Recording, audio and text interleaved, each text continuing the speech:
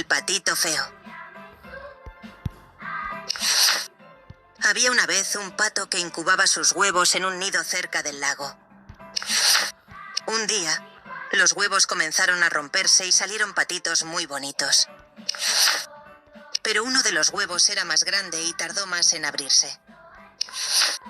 Cuando finalmente se abrió, salió un patito gris y diferente a los demás. Todos se burlaban de él y lo llamaban el patito feo. El patito feo se sentía muy triste y decidió irse del nido para buscar un lugar donde lo aceptaran. Durante su viaje, se encontró con muchos animales que también se burlaban de él. El patito feo se sintió solo y abatido, pero continuó su camino. Un día,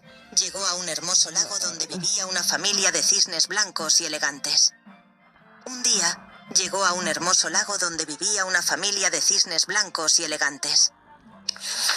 El patito feo se acercó al lago y vio su reflejo en el agua. Para su sorpresa, se había convertido en un hermoso cisne.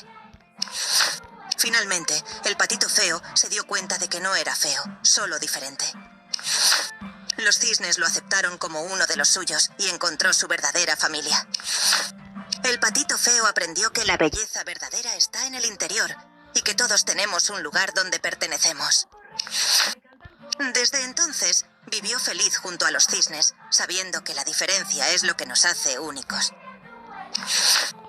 Y colorín colorado, este cuento ha terminado.